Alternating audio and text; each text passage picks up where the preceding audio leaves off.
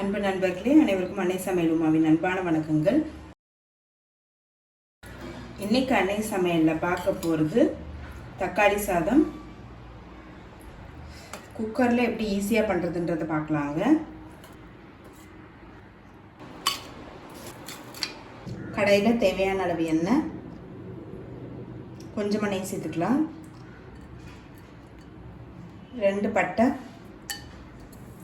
1 teaspoon சோம்பு, கொஞ்சம் புதினா, 2 வெங்காயத்தை சேர்த்துக்கலாம்.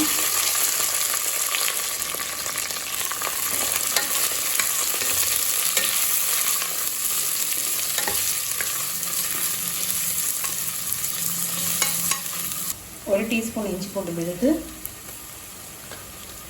2 பச்சை மிளகாய்,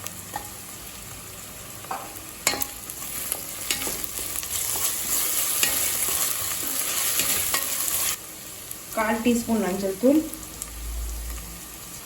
1 டீஸ்பூன் மிளகாய் தூள்.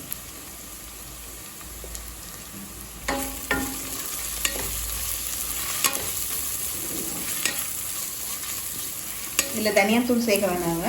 தனியாத்தூள் சேர்த்தோன்னா நமக்கு டேஸ்ட் மாறிடும். அதனால் மிளகாத்தூள் மட்டும் சேர்த்துருக்கோம். 3 தக்காளி, தேவையான அளவு உப்பு.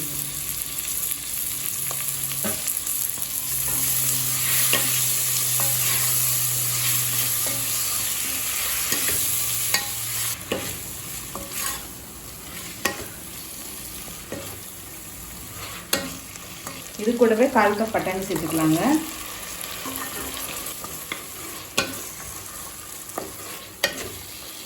பட்டாணி இருந்தால் போட்டுக்கோங்க, இல்லைன்னா வேண்டாம். இப்போ இது கூடவே 1/2 கப் தண்ணி சேர்த்துக்கலாம்.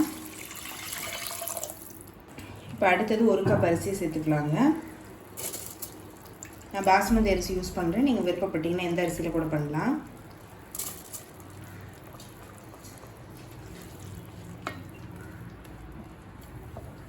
கொஞ்சம் புதினா. மூடி போட்டு குக்கர்லேருந்து 2 விசில் வந்தோடனே இறக்கி வச்சிடலாம்.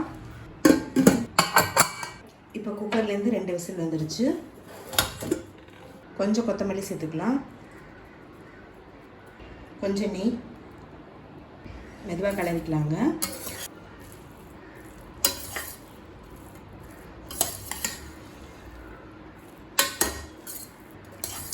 தக்காளி சாதம் ரெடி ஆகிடுச்சுங்க. சர்வ் பண்ணிடலாம்.